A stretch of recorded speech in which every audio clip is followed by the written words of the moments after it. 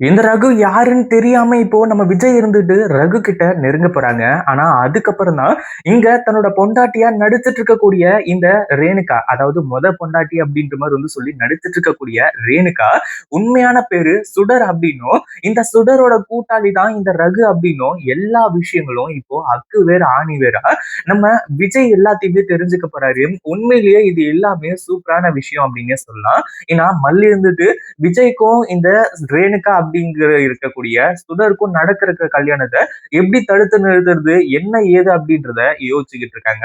அப்படி இருக்கும்போது நம்ம விஜய்க்கு இந்த மாதிரி பல உண்மைகள் தெரிய வந்துச்சு அப்படின்னா கடைசியில இந்த சுடரோட முகத்திரையை கிழிச்சு எறிறதுக்கு உண்மையிலேயே ஈஸியான வழிகள் எல்லாமே பிறக்கும் அப்படின்றதுல சந்தேகமே கிடையாது.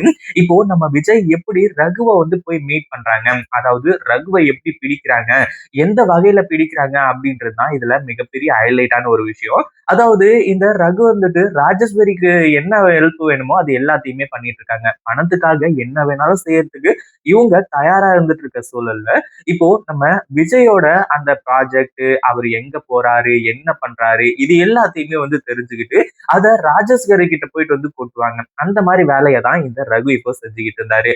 அந்த ஒரு விஷயத்துல தான் இப்போ விஜய் கிட்ட மாட்டிக்கிட்டாங்க. அதாவது இப்போ ஆபீசர்ஸ் எல்லாம் இந்த ப்ராஜெக்ட் அப்ரூவ் பண்ணி, அதாவது அந்த லோன் அப்ரூவல் பண்ணிட்டாங்க. அதுல பிரச்சனையே கிடையாது. ஏன்னா அந்த ஒரு நேரத்துல நம்ம விஜயும் மல்லியும் போட்டு மாஸ்டர் பிளான் போட்டு வேற லெவல்ல மாஸ் காட்டிட்டாங்க அப்படின்றதுதான் உண்மையான ஒரு விஷயம். அடுத்ததா என்ன ஆகுது அப்படின்னா, இந்த ராஜேஸ்வரிக்கு எப்படி இந்த விஷயம் தெரிய வந்துச்சு, இது எல்லாத்தையுமே கண்டுபிடிக்கிறாங்க. அப்படி கண்டுபிடிக்கும் போதுதான் உண்மை என்ன அப்படின்ற நிலவரம் தெரிய வருது. அதாவது இங்க வேலை செஞ்சுட்டு இருக்கக்கூடிய, அதாவது நமக்கு விசுவாசமா இருக்கா அப்படின்னு சொல்லிட்டு நினைச்சிட்டு இருக்கக்கூடிய அவங்களோட லேபர் தான் இதை போட்டு கொடுத்துருக்காங்க அப்படின்ற விஷயமும், இதை ரகு கிட்ட சொல்லி ரகு கிட்ட இருந்து தான் இந்த விஷயம் ராஜேஸ்வரிக்கு தெரிய வந்திருக்கு அப்படின்றது முதற்கொண்டு எல்லாமே தெரிய வந்துடுச்சு.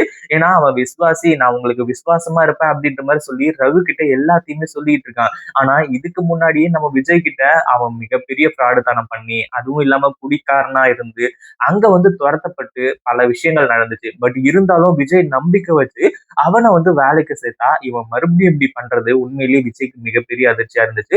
அப்பதான் இந்த ரகு எதிர்பார்க்காத நேரத்துல அங்க மாஸ் என்ட்ரி கொடுத்து இந்த ரகுவோட கழுத்துல கத்திய வச்சு, உண்மையை சொல்லு, யார் நீ, எதுக்காக இது எல்லாத்தையுமே பண்ணிக்கிட்டு இருக்க அப்படின்ற மாதிரி கேட்கும்போது ரகு தன்னோட வாயால எல்லா உண்மையுமே சொல்லாம தரான். அதாவது இப்போ இந்த சுடரை பத்தின ரகசியங்கள் எனக்கும் எதுவும் எதுவும் சம்பந்தம் கிடையாது, சுடர் தான் உங்களை கல்யாணம் பண்ணிக்கணும்னு ஆசைப்பட்டு இது எல்லாத்தையுமே பண்ணா அப்படின்னு சொல்லிட்டு நம்ம விஜய் கேட்க வந்த கேள்வி வேற.